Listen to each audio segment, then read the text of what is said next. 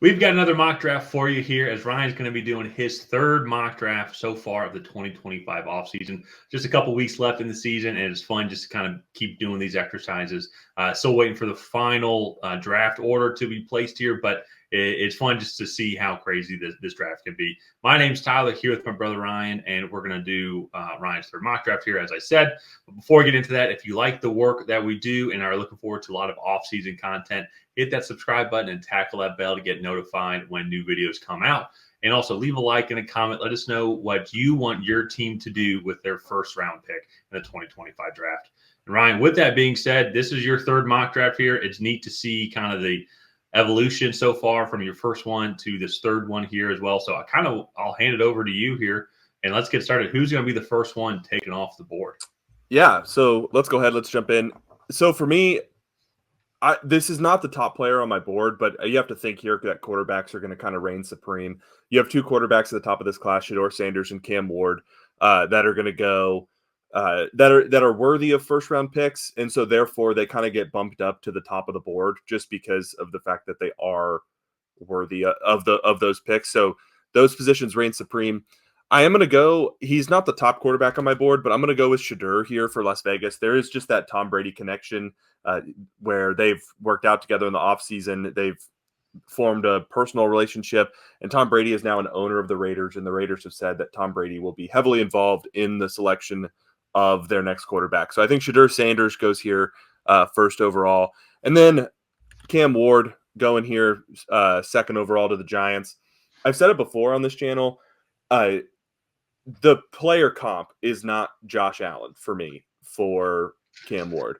But I think if you look at some of like the deficiencies where like Josh Allen, he was so good at just like playmaking, at creating, and he needed to work on like the finer details of being a quarterback. Brian Daboll played an instrumental role in Cam Ward coming in, or in Josh Allen coming in and evolving and kind of setting up some of those good habits. And I think he can do a very similar thing here for Cam Ward. So I'm going to go there. And to me, this is where the draft really starts. In an ideal world, as a Patriots fan, in an ideal world, they could probably trade this pick and get good value for it and move back 5 to 8 spots. Then they'd be, in my opinion, right in the range for Tet McMillan, Will Campbell, Calvin Banks, Ariante Ursery, Josh Simmons, if you want to go the more athletic tackle route. Like there's a lot of options to me in that like 5 to 15 range of like just good players. They're not blue chippers like Travis Hunter is, but I think the sweet spot in this draft is going to be in that like 3rd and 4th round where you're still going to get good talent. But they're not going to be like the blue chip guys. This is not a draft class of elite players like last year was. This is kind of like the let's beef up the trenches and build the team that way rather than go and get the face of your franchise, like kind of like how last year was. And so in an ideal world, the Patriots trade back here and can gather more picks in that 3rd to 4th round range, move back, select a tackle, and get good value later on in the first round. But that's not what I'm going to do here. Travis Hunter is the most electric player in this class. He's the top player on my board. There's just a lot of speculation on what he can or what he will do at the next level. Will he be a full-time corner? Will he be a full-time wide receiver? Will he be both? Will he spotlight at one position or the other? And I personally feel like he needs to go to a more creative coaching staff than what the Patriots currently have. Whether that coaching staff will be there in this next year, I think will be up for debate, especially as these last 3 weeks of the season kind of roll through. So I'm going to go with Travis Hunter here. In this team specifically for the Patriots, I would like him to probably be a wide receiver. They really need the offensive talent. But I would love for him to come in 3rd down situations on defense and be a man-to-man corner, and him and Christian Gonzalez could really shut down some high caliber wide receiver duos there. Like I look at the Jets right now with Devontae Adams and Garrett Wilson. Yeah, I'll take those matchups with Travis Hunter and Christian Gonzalez. You can be a lot more aggressive up front. So I think he would be a good fit in New England on either side of the ball. I just would like a more creative coaching staff in place to maybe utilize him to his full potential. So from there, it's we're going to keep going down the board. I would like Will Johnson here for the Jags. I think that would be a really interesting pick. You have some good edge rushers up front. You can't really stop the run all that well, but this is a pretty deep defensive tackle class. I think in the second, third round, you will be able to get some good defensive linemen. I do not necessarily feel that way about tackle. I think there are some good developmental tackles and offensive linemen as this draft goes on. However, but I'm just not super sold on a lot of them right away. And the Jags really need help protecting Trevor Lawrence. So I'm going to go with Will Campbell here.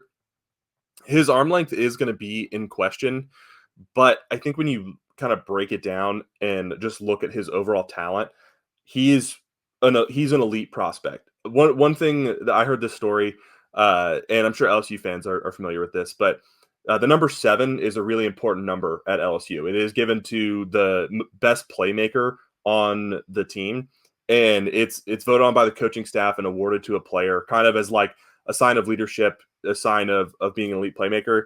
Well, Will Campbell as a left tackle was awarded the number 7. And I know what you're thinking. He wears number 66. He doesn't wear number 7. He was not eligible to wear number 7. So now he wears it as a patch on his jersey every single week. And so it's a really cool kind of tradition that he was able to, I guess, break the mold of, because he's considered the best playmaker on the team as a left tackle, which is just crazy to think about. So really good character there, good leader. I like the fit. He can play guard or tackle, just kind of depending on where they want. But they get a good offensive lineman down there in Jacksonville. Next up, I'm going to go with Abdul Carter here for the Carolina Panthers. We talked a little bit about this. Right now, the Panthers are giving up like 173 rushing yards a game. And so edge rusher might not be the biggest need, like you probably think, like Mason Graham. But Derek Brown has been out for a large majority of the season. I do think when he comes back, that will be a big boost for this rushing defense as a whole. And so I think getting Abdul Carter, an edge rusher there to kind of go and replace some of Brian Burns' production, I think will really help this defense. And I just like the fit. He is probably my top edge rusher on the board right now. I also really like Nic Scourton if you want to go with a little bit of a bigger guy. But I like Abdul Carter here in this fit. Next up, I'm actually going to do a trade here. So Tennessee Titans, they don't have a third-round pick. Not a whole lot of draft. I guess they have 8 picks as a whole, but it's a lot of like late day 3 picks. So I'm going to have a trade here actually with the Cincinnati Bengals, who I really feel like are just a couple pieces away from being a Super Bowl contender. I mean, they have one of the best offenses in the league. This offensive line, while it hasn't been performing well, they've invested in it a lot lately with Orlando Brown, Trent Brown, and then also Amarius Mims at the tackle position. They have Ted Karras and a few other guys there in the middle that I think can be playing at a higher level than what they currently are. And to me, the Trey Hendrickson, he's having a great year on the edge, but they have really nobody else on defense. And so for me, the other problems that they're having, it's resolved by getting Mason Graham for them. So I'm going to go on. They could probably get into the top 10 for only a few picks. So their first, their second, they get pick 6 in return. It's about equal on the Draft Tech trade chart. But I think this is going to be a pretty easy year to move up, just because there's not going to be a lot of people really looking to move up, especially early on in this draft. So we're going to go here and select Mason Graham. Great interior defensive lineman. He's really good against the run. He can really get after it on in pass rush. So I think it's going to be, he to me is a blue chipper, and I think that's kind of the end of like really elite talents that are going to be really impactful in year one, except maybe like Ashton Genty. Will Johnson's having some injury issues. Tet McMillan, I think he's a good player, but this is kind of the end of like the elite prospects for me. And so going here, this is where the Cleveland Browns are.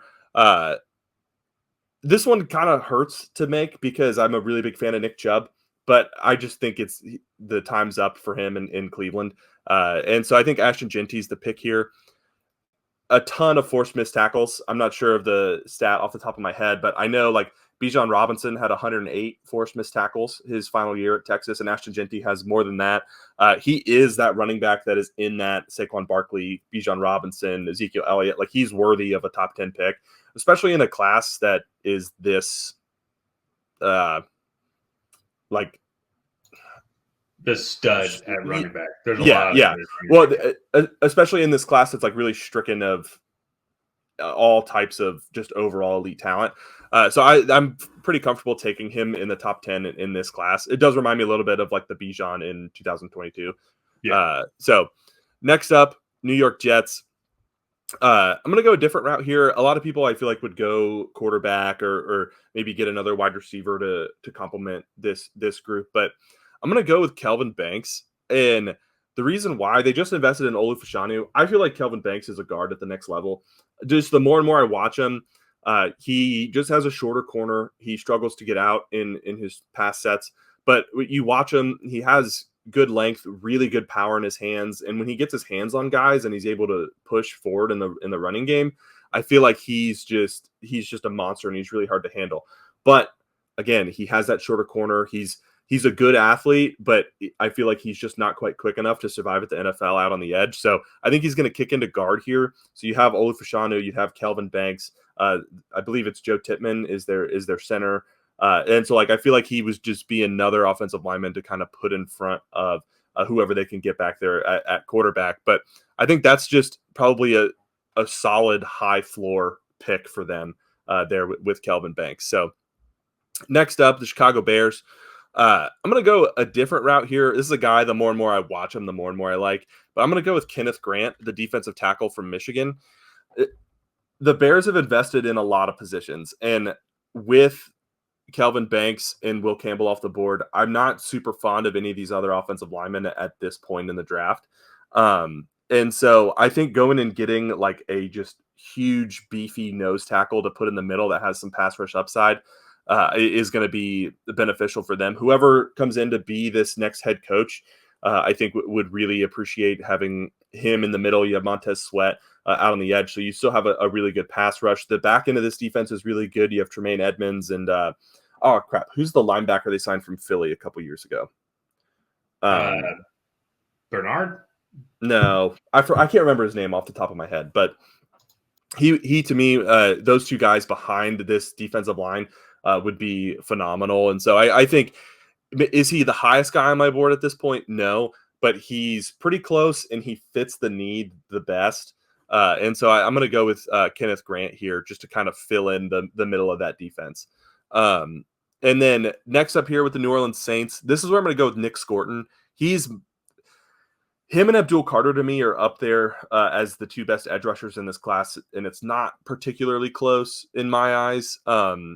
Nic Scourton, he's only 20 years old. He's 6'4", 280, but he's so athletic that he can play like a true outside linebacker position. He can still play as a traditional like hand in the dirt edge, but to me, when he's at his best, he's standing up over a tackle. Him and that tackle are going one-on-one, and he can just use his physicality and raw strength to just win the rep. He has a nasty spin move that is just so hard to stop. He hit Will Campbell with it a few times in that Texas A&M LSU matchup, and it was even hard for Will Campbell to slow down. So I really like Nic Scourton. He's a really good player, and they kind of get their next edge rusher behind Cam Jordan, just kind of waiting in the wings. So here's the Miami Dolphins, and this is where I'm going to have Will Johnson come off the board.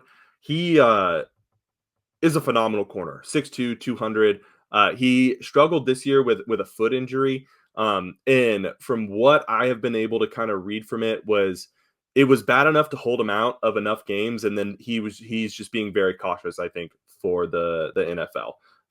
Wanting to kind of save his draft stock and not want to put any bad film on tape. And obviously there's a competitor in you that like wants to go out there, but if it's going to inhibit your play, one, it's not necessarily safe, but two, for a player of his caliber, he reminds me a little bit of like Jamar Chase, whereas like we saw him that one season where he was just so locked down and so good that like he could kind of take this time to heal and be ready for this draft process. Be a lot more ready for this draft process than if he were to try to push through and power through. It also might be an issue too, where if he plays on it and it gets worse, it could be a long-term thing. So I think Will Johnson, phenomenal player here. Him and Jalen Ramsey together, I think would be awesome. Javon Holland is a free agent, so Malachi Starks is another option. But Will Johnson, I think, comes in. He's their immediate cornerback 2, if not already their CB1 there, even with Jalen Ramsey there as well. And so this is where I'm going to have a second trade on the board. So the Indianapolis Colts, this is an interesting spot for them because I feel like they could go with Malachi Starks. They could go with Jalen Walker. But if you look at the next team, the Tennessee Titans traded right behind them. And I'm going to let another team come up here and take Tet McMillan. And I'm going to go with the Los Angeles Chargers. They are desperate for just any top tier wide receiver talent. And Tet McMillan is clearly the best receiver in this class. And he reminds me a little bit of Michael Pittman, Drake London, kind of that mold. But to me, he's much more fluid and explosive than those guys. And I feel like he brings like just another tier to those wide receivers games that he could be a true number one at this level. Do I ever think he will be at like a Justin Jefferson? No, but I feel like he could carve out a really good role and be a really good wide receiver in the NFL for a very long time. So I'm going to go ahead and make this trade here. Take Tet McMillan. And also, like, you go look, they have Ladd McConkey. He's a really good separator. I think Quentin Johnston has developed a role as more of a deep threat. Josh Palmer is a free agent, but I don't think he will be super hard to retain. And so I feel like there is a good role for kind of a high-end possession receiver where Tet McMillan can win over the middle of the field. He can win on those slants, deep crossers. He can win deep in like 50-50 situations, but I just think he would be a really good fit in that system there. And then the Tennessee Titans. So I'm going to go a different route with the Tennessee Titans than I have before. And maybe this is an unpopular pick, but you have Will Levis, you have Mason Rudolph there. And I feel like the jury was kind of out for the majority of the season. And then after the last couple performances of this Titans offense, I just feel like the Titans, Brian Callahan and this regime are not tied to Will Levis. They didn't make the pick. It's not a part of their regime. So while he is the quarterback there, there's just no, loyalty to him. And so I'm going to go with Jalen Milroe, the quarterback out of Alabama. It's a bit of a reach, but he's in a situation where he's going to come in. He's going to be able to sit for a good majority of the season, if not the whole year, because they still have a couple other quarterbacks in front of him. And I really hope that they are patient with him because he's a really good prospect. He just needs a little bit of time for refinement. He's the best runner in this class and by a large margin. And in terms of character, reminds me a lot of Jalen Hurts and just kind of what he brings to the table with the intangibles. And so I feel like they can invest in their quarterback of the future there and get a really solid player. It might be a little bit high, but again, it's not the greatest draft class. I think he's a really good prospect, and this regime can get their quarterback. So next up, winding down here before I take a break and drink some water, Dallas Cowboys. So Ashton Genty's off the board, but there's another guy that I really like, Amarian Hampton from North Carolina. Dude is just electric. Like, he's 6 foot, 220. He can outrun guys at really any level of the field. He'll run over guys. There was one play I saw. They have the ball. North Carolina had the ball at like the 3-yard line, and he like jumps the pile into the end zone, almost from a standstill. Like he looks like he's gonna run just right into the pile, kind of slows down, and then just like leaps over and like goes through contact in the air and still gets into the end zone. And so he's an elite athlete. It reminds me a little bit of that Bijan Robinson and Jahmyr Gibbs situation where it's like Jahmyr Gibbs was a really good player, but everyone was like, well, he's a running back, so he'll probably go in the second round. It's like, well, he's an elite playmaker. The way the league is going, I think running backs are going to be more highly valued than people feel like they are. And I feel like Jerry Jones is going to fall in love with both of these running backs in this situation. So I'm going to go with Amari and Hampton there. Next up with the San Francisco 49ers, I'm going to go with the athletic tackle at this point. I'm going to go with Josh Simmons. I like Josh Simmons. I think he's a really good player. The injury concerns scare me a lot with him. But the one thing I do like, so they still have Trent Williams there in San Francisco. Josh Simmons, when he was at Sacramento State, I believe it was Sacramento State, before he came to Ohio State, actually played right tackle, and then he made the switch from right tackle to left tackle at Ohio State. So he can play either side. He is, I think, a true tackle. I don't necessarily know if you want to kick him into guard. But again, I feel like just kind of looking at the San Francisco 49ers situation, they need to invest in this offensive line for the future. And that is Josh Simmons. He may need some time to come back from injury. Reports are that he will be ready by training camp. But again, I just feel like that's a good pick there. Get an athletic tackle that can thrive in that Shanahan outside zone running scheme. And then lastly, before we go take a break, before I take a break and let you kind of give your thoughts, your Atlanta Falcons are on the board. And one of the things that was most apparent in this Monday Night Football game against the Raiders was just the fact you guys could not pass block. It was a rough showing for that offensive line in pass protection. And one of my favorite guys in this class is Wyatt Milam. I like him a lot just because he's not the greatest athlete. Measurables, he's probably like right on average.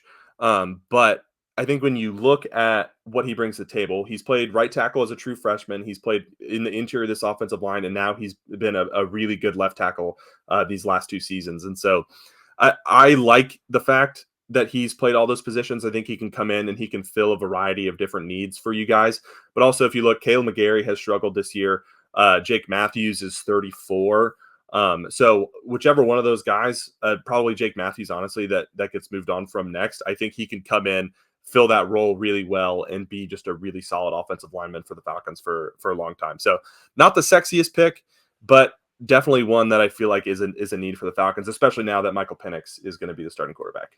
Well, and it's a me being the Falcons fan, if you could tell, but that's going to be one of the things I think Falcons fans are really going to realize now is because it's very easy to like point out how poor Kirk Cousins was playing, and he was. This is the right move. I think if we want to try and give our best playoff hopes alive, our offense can't be any worse with Kirk Cousins, with Michael Penix in as a quarterback compared to what it was with Kirk Cousins these past month or so. We essentially kind of resorted to just running the ball essentially in the second half with Bijan and company here instead of not really trying to pass it because it was pretty ineffective.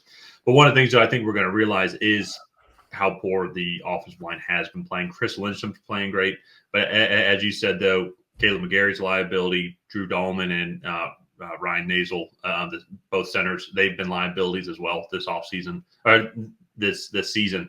And so I think that's going to be one of the things. That's going to be the next thing I think Falcons fans are going to start complaining about, followed up then by weapons at the receiving room as well. And so I think I like the idea. My one thing with Wyatt Milam is I feel like he's going to be more of a guard, and we have 2 good guards, as I already mentioned, with Chris Lindstrom, and then they drafted Matthew Bergeron 2 years ago, and I think he's been playing well. Still needs some improvement, but not horrible. So maybe they go with Wylam here. I love to see Josh Simmons. I think that'd be great. But with Penix being a left-hander, our new blind side now is going to be the right tackle. So, and we need to massively improve that right tackle position. So that I think is going to be something that they could address. And he's a better tackle than I feel like people give him credit for. He's allowed no, I believe only 1 quarterback pressure this year. I can look. Yeah. But he no, just 8 hurries, no sacks, no hits. But he's a better athlete too, and he's very stout. He's not the quickest out of his stance, but I think he's quick enough to get there for kind of like those wide nine speed rushers. And he's just a good offensive lineman, like just do good offensive lineman. And I feel like that's everyone wants the like elite athletic, like Tyron Oh Smith yeah. style. And it's like, I think at a certain point that's nice to have. But if you have somebody that can just be like very good, I think Yeah. that's solid as well. I totally get that. It's going to be interesting what the Falcons do this offseason as well, because now that they've turned the page on Kirk Cousins, I mean, there's no going back unless if Michael Penix gets hurt. So it's going to be very interesting what they end up doing with Kirk Cousins and his contract. Let's go back up to the top here real quick and kind of recap. Shedeur Sanders, Cam Ward. It's funny talking with my friends who are more casual football fans, but they know about like the Tracy Take and whatnot. It's like they're like, where do you think Shedeur Sanders is going to go? Like, who do you think is going to be the first overall pick or whatnot? And I say it's going to be Shedeur Sanders or Cam Ward, and like they're shocked. Like those guys aren't like super spectacular. And I go, I know, but it's the quarterback position. And if you go look at the Raiders, you go look at the Giants. Both these two teams they have Desmond Ridder or Aiden O'Connell as a starting quarterback, and then Tommy DeVito or Tim Boyle as a starting quarterback. Yeah. Like both these two franchises need starting quarterbacks, and these guys are just good enough to be like they need to take their picks there. So it's going to go somewhere in that two order. If this is the final order, then it's going to be one of those two guys going to be the first two picks. And with Drew Aller going back to college, he was the only other guy after watching film that maybe you can make an argument. Be like, you just plug this guy in there, maybe he can develop, get those Josh Allen. He has those Josh Allen like traits. And so, but moving on to your Patriots, I like Travis Hunter. To me personally, I think you'd have that lockdown corner. I think Hunter should be a receiver. I also think too he might go that route because he can make a lot more money. But that's kind of we'll find out more of these next couple months. Jags, I think anything in the trenches is a good pick for them. Same thing with the Panthers, more on the defensive line. I like the trade with the Bengals. I think that instantly improves their defensive line because you're going to have Trey Hendrickson there, and also too as well. Who is it? Sam Hubbard? No, Sam Hubbard's not going to be a free agent, but they still just need to improve that interior defensive line as a whole. This defense is just atrocious. They could also go corner as well. I like Ashton Jenkins to the Browns. I think that makes sense. Jets, I think anything in the interior or anything in the trenches is going to work well. Bears, trenches, same also. So great draft for all those teams right there. Saints, I think they could potentially also go Tet McMillan as well. I think that's a sneaky little offensive receiver pick there. Dolphins makes sense. I really actually like the Chargers trading up to get Tet McMillan. If he's still there on the board, especially I think the Colts would trade back with them because they don't want the Titans to potentially get them. Yeah, that was my logic there was like the Colts don't want Tet McMillan like because they have Michael Pittman Jr., but I don't think they want Tet McMillan going to the Titans. Yeah, and so I also think if you get Tet McMillan and they pair him up with Ladd McConkey, I think that Chargers offense could take that next big step that they have there. And this is a good tight end class too. So I wouldn't be surprised if the Chargers also go get a tight end as well. I like the Titans getting Jalen Milroe. However, I don't like them taking him with this pick, especially now that they have the additional second rounder. I think there's other good talent on this, like in the first round. I think that they could do better. And especially too, Jalen Milroe or Carson Beck or Quinn Ewers, if he ends up declaring for the draft, there are different kinds of quarterbacks, yes, but I don't think there's that big of a difference right now between those guys. And multiple of those guys should be available in that second round. And I think that would be where they maybe take a flyer on him to bring in some quarterbacks. Yeah, that is where I slightly disagree. I feel like there is a big difference between Milroe and then the rest of this quarterback class. One of the guys that I was kind of betting on going back was Drew Aller. And so, like, for me, there's like after Jalen Milroe, there is nobody that I'm interested in really taking. Do you want to draft Curtis Rourke in the first round here? You want to do that? No. As much of an IU fan as I am, and as great of a season as Rourke has had, he's a day 3 pick. Carson Beck, Quinn Ewers have played themselves right into day 3. Like there's really nobody else. Drew Aller was the only other guy that I liked as a later first round prospect, but he declared he's going back to Penn State. Yeah, so I agree, but I feel like he's not going to make it to their second round pick. Especially you have other teams like LA that are going to be, I think, looking for a quarterback of the future develop. Pittsburgh as well, Seattle in this mix as well. So I don't think he makes it back to their second pick. Maybe, but even that example that all those teams will have other issues I think they could address with this first round pick. So it is going to be interesting. Jalen Milroe is going to be if he declares, it's going to be interesting where he ends up. So, but the other picks that I like, the Cowboys will be the last one I touch on. Cowboys could go in any direction outside of quarterback, but like they need receivers, they need trenches, they need linebackers, they need corners.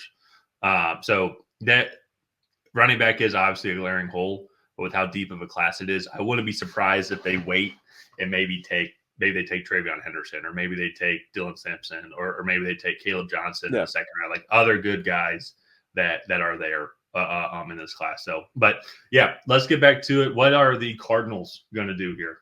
Yeah, so the Arizona Cardinals, this is a guy that I don't know why he's this far down on this board, but Deion Walker gets some interior help for this defense. He's a great athlete at 6'6", 345. I mean, just a phenomenal athlete. And like they line him up in the B gap, over tackles, outside the tackle, and like even as an off-ball linebacker, like, which is just crazy that at that size, he is this caliber of athlete to actually be able to do that. My only thing is it does hurt his grade on like PFF and for some of these other people. But I feel like if you play him as a zero technique over a center, or you play him consistently in those A gaps, his performance skyrockets, because he's as cool as it is to watch a 6'6", 345-pound man play outside linebacker. That's just like, he's not going to be productive in that role. And so I think getting Jonathan Gannon, a big, meaty interior guy that can definitely rush the passer, can stuff the run, I think is going to be really important here. So his misuse at Kentucky, I feel like it knocks him down other people's boards, but I think you just look at the raw tools and he's at the top of this class with the best of them. So here at 18, Seattle Seahawks. I'm curious on Seahawks fans on this pick, because I think it's going to be really interesting to see what they do. They have Boye Mafe, who's a really good edge rusher, but I wanted to get them more of like just a raw, toolsy edge rusher that I also, similar to Deion Walker, I feel like is misused at Georgia, who I don't think they do a lot of their edge rushers a lot of favors there, but I think Mykel Williams, his just raw tools are so enticing. He's good against the run. He can be that hand in the dirt and that Mike McDonald wants, and he can mix it up. He's a great athlete. He has elite length for that size. And if you go watch his tape against Calvin Banks, who was taken earlier in this mock draft, like he dominates that game. And his biggest issues have just been scheme at Georgia. They line him up like over the tackle.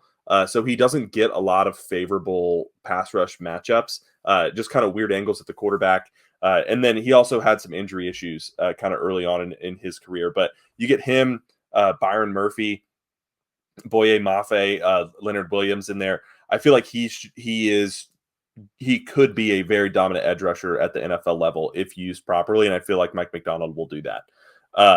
Next up here with the Indianapolis Colts, after they traded back with the Los Angeles Chargers, this is where I'm going to go with Malachi Starks. This Colts defense has stepped it up, I think, in the last like 4-ish weeks, and I feel like they don't necessarily need defensive front as much. I still would love to see them get like a meaty defensive tackle, maybe invest in a linebacker at the next level. However, Malachi Starks is an elite secondary player. Just mentally, I feel like he diagnoses plays really, really well. He can play man coverage. He can play zone. He is good in run support. He just does everything that you want a safety to do pretty well. And so I feel like getting a safety on the back end of this defense will help kind of get everybody else in a better position to succeed. And I think that's just a solid pick there. Next up here with the Tampa Bay Buccaneers, I'm going to go with a different edge rusher who I've kind of come around to a little bit lately. I'm going to go with Princely Umanmielen. So they have Yaya Diaby there. They have Vita Vea in the middle. They have other rotations of kind of defensive tackles and edge rushers. But Umanmielen has over a 20% pass rush win rate. He's really good against the run. And he hasn't been the healthiest this year, but I think you look at what he brings to the table, and he's freaking solid, man. Like everything he does well. I think he'll be an instant contributor down there in Tampa Bay. And I really like the fit for Tampa Bay. So get another edge rusher there. This is already a really good defense with Todd Bowles. I think they just get even better. Again, a solid pick. So here up next with the Los Angeles Rams, they need secondary help really, really bad. And a guy that I've started to come around to a lot lately as well is Jahdae Barron, the cornerback from Texas. So 3 seasons ago, I believe he was a safety. Last season, 2 seasons ago, sorry, I believe he was a safety. Last season, he played kind of slot corner. And now this year, he's playing outside corner, and he did all 3 of those things at a really high level. And so I really like him in this role where he's going to be moved around a lot. He's going to have some tougher matchups in that division, but I think he can handle it. He has the skill set and the repertoire to kind of approach a lot of different game plans with a good mentality and a good mindset and be able to execute a lot of different things at a high level. So then you would now have Cam Kitchens on the back end, Jahdae Barron at corner, Jared Verse, Braden Fisk up front, Byron Young. And I think this Rams defense really starts to make a turn for the better here with all of these young defenders coming in and making a big difference. So, and I'll say now too, the more and more I watch Jahdae Barron, and he even won the best cornerback award, I don't think he makes it to the Rams. I think the Rams are going to have to, like, more as we go through these mock drafts and he goes through more testing, whatnot through the combine. I bet the Rams have to trade up to go and get him because there's a bunch of teams in front of Miami would be like, maybe they took Will Johnson, as you said here, but I can see the Cowboys or the Niners or maybe the Titans, teams. I could see them maybe taking a shot on this guy in the top 15 or potentially in the top 10. Just the more and more you watch this guy, because as you said, super versatile. And that's kind of what a lot of defenses want. They want guys that can play multiple positions. Yeah. No, and he's really good. Played all 3 of those positions at a high level. So I think that's a good fit for them there. Actually, in a weird way, like that's where Trent McDuffie went in the 2022 draft. It reminds me a little bit of that pick. Not the same player, but just the value there. But up next, Washington Commanders, a guy that I've liked throughout this whole process is fallen a little bit on my board. Just maybe is overrated. His play is a little bit overrated, but athletically, I think he's just a freak, and that's Ariante Ursary. They need a left tackle there. I think Brandon Coleman's best position is going to be at left guard. And I know that offensive line has played a lot better than expected, but go get Jaden Daniels, a really athletic tackle here. Ariante Ursary is a really solid player. So we're going to go with Ariante Ursary here for them, get Jaden Daniels, a new blindside protector. Next up, Denver Broncos. And this is where I have Luther Burden coming off the board. I was debating so much between him. Emeka Egbuka is like the high floor guy. So you have Cortland Sutton like kind of going down, winning down the field. You have Marvin Mims is like that explosive gadget receiver. You kind of need like that possession guy. And I was debating between Luther Burden, Emeka Egbuka, Colson Loveland, who I feel they all could do that. I went with more of the explosive playmaker. Just because I feel like he has the highest ceiling of the 3. But you really could go any of those routes. But Luther Burden, I think, really solid receiver, really explosive, great with the ball in his hands. And I think Sean Payton and Bo Nix would love having a Luther Burden in that offense. So next up here with the Baltimore Ravens, I'm going to go with Jalen Walker, get Roquan Smith, a running mate. He is a very interesting prospect because he's also on third downs come down and is kind of a really solid pass rusher as well. But one of the things too, so they invested in Nate Wiggins last year in the secondary. Marlon Humphreys is still there. He is aging and not playing as well. They have Kyle Hamilton at safety as well. So I feel like this team really could be like one of the elite defenses. And they have an elite run defense, but passing wise, they're just not quite there. And I feel like Jalen Walker being at that linebacker level, he's such a good athlete. I feel like he would free them up to be more aggressive on the outside because he can kind of cover the middle of the field really well. And him, Roquan Smith, that would be a great linebacking duo. And then again, he's a great blitzer as well. He comes down and he can play edge rusher for you. in as kind of an outside linebacker. It's just I feel like a good fit there. It's not a need, but he's one of the top players on my board, and I just feel like that's probably the best, like a good fit as well. So next up with the Houston Texans, this is where I'm gonna go with another guy that I really like. Not my favorite pick. It's definitely not the sexy pick, but Tyler Booker, the guard from Alabama, has just been so dominant when he's been able to play. Another guy who I feel like I don't say has been misused because that's not the right way to say it, but he has played some left tackle, which I feel like hurts his grades in a lot of these like grading systems. But because he is a true guard, he's not athletic enough to really be playing tackle, but just a powerhouse of a guard. And when he gets his hands on guys, he can move them off the spot with ease. He's a good pass protector on the interior, and you need to get C.J. Stroud some more help there because I think Laramie Tunsil is a good offensive lineman, but outside of that, I think that offensive line is struggling a little bit. They're starting to have some guys age, and like I know Shaq Mason is getting up there in age. Kenyon Green has been largely a bust for them, so I'm going to go with Tyler Booker. I think he's just a really good and physical player. Next up, Pittsburgh Steelers. This is where I have Emeka Egbuka coming off the board. All in all, he's just a really solid possession receiver. He's a high-end number 2. And you kind of made this comparison before, but he's never been the guy. And in Pittsburgh, George Pickens is the guy. They have Calvin Austin as kind of that gadget guy. Similar situation, in my opinion, to Denver. Maybe not executing quite at like a Sean Payton level, but Emeka Egbuka, I think he can come in, be that binky for Russell Wilson or whichever quarterback is there for the future. So a good wide receiver there. Next up, as we kind of round things out, the Green Bay Packers, I'm going to go with Talik Williams out of Ohio State. Just, again, a good interior defensive lineman. He has some pass rush upside, but I think he would really free up some of their edge rushers, Rashawn Gary, Lucas Van Ness, to really get after the quarterback because he is going to take on those double teams. He's going to allow those linebackers to kind of fill those gaps. Not that this is a bad defense by any means, but I feel like he just makes it that much better. And then next up here with the Minnesota Vikings, Shamar Stewart he's a freak. I mean, he's going to be a 3-4 edge, and he's just going to be so dominant with his physical traits. If Brian Flores is still there, which I think is up in the air, he's one of the top head coaching candidates, but he fits that system so well. He's good against the run too.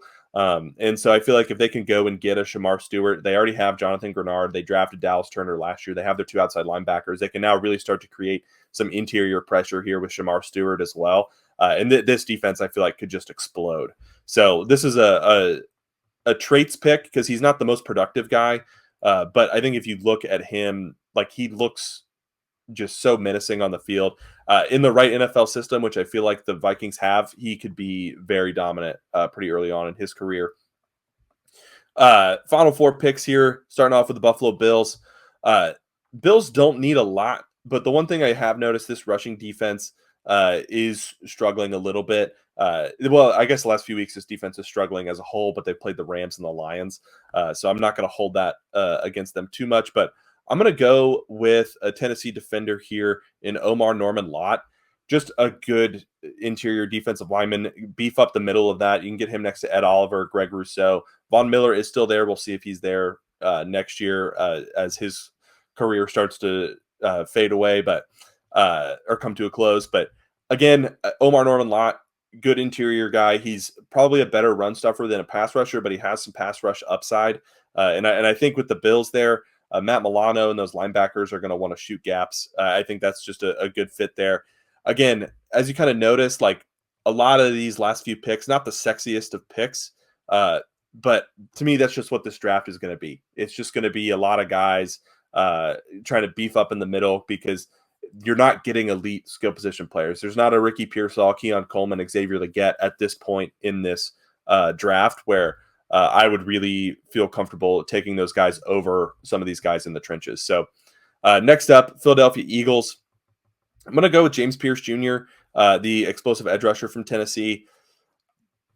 Brandon Graham is getting older. Hassan Reddick is no longer there. They still have a good pass rush, don't get me wrong, but I think you go at a guy with the speed of James Pierce Jr., especially you have Jalen Carter and Jordan Davis in the middle. He's not going to really be taking on double teams. Like, it's going to be really hard to run against this defense still. And so I feel like this is a good situation where early on in his career, he will probably be mostly a rotational pass rusher. But as he can develop and get more stout against the run, he can become a more three-down lineman, a more regular three-down line or edge. But I just feel like his explosiveness off the edge would give them just another gear on defense, especially as they continue to run the football and then play good defense, get teams in 3rd and long. Quinion Mitchell, Cooper DeJean look like they're going to be staples in that defense for years to come. So back-to-back Tennessee defensive linemen there. Next up, a guy that I don't know if they'll actually do this, but a guy I wanted to spotlight that I've been watching, Landon Jackson, the edge from Arkansas. So he's 6'8", 6'7", 280. But just a very productive, very athletic, very big defensive end who has athleticism to succeed at that next level. For me, you get him next to Aiden Hutchinson when he comes back from his injury next year. That would be an elite pass rush duo. And they already have Zadarius Smith there, who I believe is under contract. So maybe not the best pick, but I wanted to highlight him just in a mock draft because I really feel like he's a guy that could be a riser as we see him kind of go through the draft process and the Senior Bowl and whatnot. So Landon Jackson, really solid edge rusher from Arkansas, going here to the Detroit Lions. Last but not least, the Kansas City Chiefs here. So I'm going to go with another guy that I wanted to highlight that I really liked. But the Chiefs, they really need tackle help. And one of the guys that I have kind of been fond of lately is Gray Zabel, the tackle from North Dakota State. As you can see, Gray's out really well against lesser competition. He had a good game against Colorado, but he's 6'6", 305. Reminds me a little bit of Mike McGlinchey, the right tackle from San Francisco that went over to Denver. But he's going to be good in those outside zone schemes. He's a good pass protector as well. And he's a good athlete. And for me, with the problems that the Chiefs are having right now, they need to invest in protection for Patrick Mahomes because that offensive line is rough right now. And to me, Gray Zabel can come in, maybe not a day one starter, but at the very least, I feel like he will be able to come in and provide some solid snaps at either left or right tackle going forward. So I think that's a good fit there. And that is this edition of my mock draft. So Tyler, curious to hear what your thoughts are in the second half of that draft. Yeah, well, I think once again too, kind of before going into it, is once it's just gonna reminds me every time just how wild this draft's going to be because there's going to be guys that we didn't even talk about that could potentially get 1st round grades, and it's really just going to be, especially too with this defensive line class, just in general, it's going to be how teams view these guys. And I'm going to start off as like I like Deion Walker going to Arizona. I think they just need defensive help in general. I think they could go anywhere on the defensive side. But with Seattle, I like Michael Williams, but I initially thought though too, you're talking about a versatile guy. To me, I think that's more Jalen Walker, where like about half his snaps are in the box, half his snaps are edge. Both guys are great, but I think Mike McDonald might want Jalen Walker more and have it be more versatile type of guy. I can see, but that's what's going to be fun about this class. I can see them going either way, you know. And so that was just my initial thought. So I have to kind of see where they go. Another one too, then as well, Malachi Starks. I like that with the Colts, but going back to my point though, Princely Uman Mielin. If this is your first time watching Tracy Take, just know I'm horrible at pronunciating. It's nothing personal. Princely, sorry. But that's another guy, though, too. I like that pick a lot, but how are the Bucs going to value them? Do they like him or would they like Tyleik Williams or would they want Jalen Walker? And, you know, so that's just going to be very fascinating. Unlike last year's class where it's like, now this guy is just like Brock Bowers is just too good to pass up. You know, because he's just that generational product, as we're seeing. So we talked about J.D. Barron. I liked him a lot. Ariante Ursary, I think that's a good pick there. I don't think he's as athletic as some of these other guys, but he's just so big and such a freak, and he just has good numbers as well, where I could see Washington want to go with this guy. I like Luther Burden to Denver. The more I watch him, though, the more I watch him, I see just his overall versatility. And if Cliff Kingsbury does stay as the OC there, imagine him with Jaden Daniels, with Terry McLaurin. I can see them having a lot of fun this year. And so I already talked about Jalen Walker, but I think Baltimore would like that pick a lot. Could potentially see them going with another weapon as well if Luther Burden falls there. I think that would be interesting. Tyler Booker makes sense. Emeka Egbuka, it's going to be very interesting because I think Emeka Egbuka, I think there's only so many teams who would want to take him here in the first round because of what you said, which is, I guess, kind of what I said also. His ceiling is like a number 2 receiver in the NFL. So do you want to spend a first-round pick on a guy like that? So a team like Pittsburgh, who has their George Pickens already, their number 1, who's the deep threat guy, Emeka Egbuka can be that consistent guy underneath. And I say his ceiling's number 2. Like maybe I'm wrong on that. Maybe he could go to a team and like break out and have a Hall of Fame career. But he just hasn't done that at Ohio State. He's been overshadowed by other number 1s for NFL teams now. Yeah, and that's where, to me, he would be like so like I would consider Calvin Ridley like a 1. He's a number 1 wide receiver, but he's like a 1B. Like Calvin Ridley is a good wide receiver on his own, and like you could have a successful offense with Calvin Ridley being your number 1. But Calvin Ridley is at his best if you have somebody ahead of him. And to me, that's where I would put Emeka Egbuka. Like he could be your number 1 wide receiver. Like if he makes it to New England at whatever 35 or wherever they would be, like that would be a really good pick for them, and he would be their number 1 wide receiver. And I feel like he has the traits to be a top wide receiver, but he's at his best when you can add somebody ahead of him. Yeah. Exactly. So that's where I think in the first round, there's only going to be so many teams that want to take a shot on Egbuka with their first round pick. And so that's where it's going to be interesting to see where he ends up. Tyleik Williams, I like. Shamar Stewart, I like. So the Bills one is so I agree with the pick as a possibility, but I disagree with your analysis of it. I actually think it's reverse. Omar Norman Lots more going to be that pass rushing defensive tackle. He's got like 2/3 of his snaps have been pass rush. He's got 5 sacks on the season, 9 hits, 13 hurries.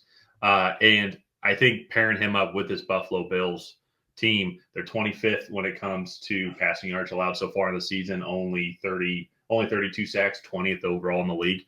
So that's where I think Omar Norman Lott, I think he's actually pass rush defensive tackle with rushing upside at 6'3", 315. So I think you put a couple more pounds on him. So I agree with the pick. I disagree with your analysis on it. I just think it's reverse. But he's super explosive on screen as well. He can get bullied around from what I've seen, at least. Maybe I'm wrong. In run blocking, he doesn't grade as well in run blocking as in passing grade. He doesn't take on double teams super well. But when I've watched him, Tennessee has done a decent job of keeping him out of those situations. Well, and one of the reasons why that could be is because of the next guy, James Pierce Jr., and just the Tennessee defense as a whole is top notch. So if Omar Norman Lott does go to Buffalo, he will have more one-on-one matchups that I think he could win in the pass rushing game to get after the quarterback. But I like the pick. I just think the analysis was just reverse. So, but Landon Jackson and Grades Abel as well. I could see that. The Chiefs, I was sitting here thinking about it. I wouldn't be surprised if the Chiefs are uberly aggressive to try, potentially even move up 20 picks to try and go get the top tackle in this class, just because of how awful that the offensive tackle is. And this tackle class and offensive line class is okay, not great. So there's only going to be a few guys that I think they'd want to do that. And if you look at this Chiefs team, and I need to go and look at their exact draft capital. Let me look up Tankathon right here real quick. I think they have their. So Chiefs, they have first, second. They have an early third. Looks like a late third, and then a couple of day 3 picks. So they do have some aggressive draft capital if they want to go move up 15, 20 spots to go and get Josh Simmons, go and get Kelvin Banks, potentially if Will Campbell falls, who could be that guy? Or at the Ursery if they really like him as well, to go and move up that position, because that's the clear weakness on this team. But everywhere else, so they got a solid defense overall that they can go and dress later on in the class. They're going to get better at the skill position players. Rashee Rice gets healthier. Maybe Hollywood Brown would want to re-sign with them for another year, because I'm pretty sure he only signed a 1-year deal, right? Yeah, 1-year deal. Okay, so maybe he wants to run it back and see, like, now that I'm healthy, let's see what this offense could be like. So I think they're going to get better in the skill position room. And so their biggest weakness, though, is going to be that offensive tackle spot. And so that's where I wouldn't be surprised if they're super aggressive to go and try and get their guy. Yeah. And that's like, there are some other ones that I do like Jack Nelson, I think is a good he's a good tackle. Athletically, he might struggle a little bit at the next level.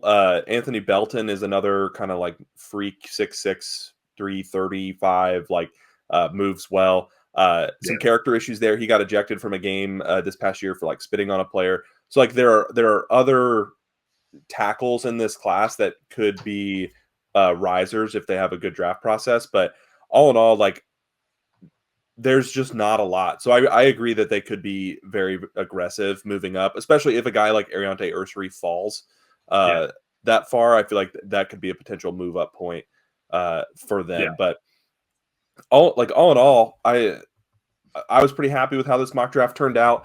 I do get a little, I don't say like frustrated, because sometimes like going through this, I'll be like looking at it and I'm like, there's like 15 players that are like that I could take here. Like, because it's so hard in this class.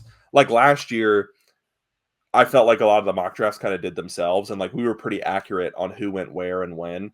Where it's like this year, after that point where I was like, after Mason Graham at pick 6, I was like, this is where like I run out of like true impact players from day one. Like Ashton Genty is, but he's a running back, so I don't necessarily count him. And another thing too, especially if you go look at those top 10 teams, honestly in the top 15 teams, even the Falcons, who was picked at 16th, there are multiple issues that they have to address, and there's not those just clear-cut options that are available. For them. So you can make an argument for this player here at defensive tackle, or this player here at corner, or this player here for a receiver, because this team needs to improve in this category. And so a lot of people are going to make some money this year in the scouting department, trying to find those diamonds in the roughs. Wouldn't be surprised if there are guys with that a lot of people in our community would be like, no, this is a day 3 guy. And he gets taken in the first round. Like, wouldn't be surprised if there's a tackle from UT Chattanooga that gets drafted in the first round. I mean, Gray Zabel went 32nd, and he's from North Dakota State. Although North Dakota State's a little bit more of an offensive lineman factory than UT Chattanooga. Yeah. So I think that's maybe the Falcons will draft a quarterback, so when Michael Penix retires, they can. I would not be surprised. You got to start preparing earlier. Hey, I will say, you can go look at my reaction live, because we live streamed the draft on my face when they drafted Michael Penix. And now looking back at it, I mean, that's why I'm here and Terry Fontenot has hit the GM job, because, we had this succession plan. I guess we kind of knew about the succession plan. Like, it was pretty obvious, like the next day when people thought about it. In the moment, it was kind of shocking. But and also, do not draft a quarterback. That would be really bad, especially this quarterback class. But we knew this time was going to come for the Falcons to transition. I think it was a lot sooner than we all expected. I don't think we all expected Kirk Cousins to fall off this quickly, especially after the first half of the season. That's the numbers that he was putting up. That's what I was going to say. Like in the Falcons case specifically, yeah, Terry Fontenot looks like a genius, but you still there is. So that, yeah. But the Falcons did not want to play Michael Penix this early on. I don't even think they wanted to play him next year, per se. Potentially. Yeah. So it's going to be interesting to watch. I was already going to watch the Giants Falcons game, but now everybody's going to be tuning in. Yeah. Especially too now with Actually, I their want week to watch that 17. game. I know, especially too with week 17 game against the Commanders now being flexed to Sunday Night Football, because if the Commanders lose this week to the Eagles and then the Falcons win, Falcons now have control of their destiny again, because even if they don't win the division, they're now fighting for that wild card spot at number 7. That's probably why that game was flexed. Yeah. Two rookie QBs. Well, but it was flexed before the news broke. But I'm sure they figured it out. So, anyways, we're getting way off topic. Let's wrap this up and we can talk about this on our own time. So let's go ahead and wrap up this video here. If you guys have not already, please go ahead and like and subscribe. That is the best way to help out the channel. While you're down there, leave a comment on what you thought of your team's first round pick. Did you love it? Did you hate it? What would you have done differently? And on that, we'll see you guys next time.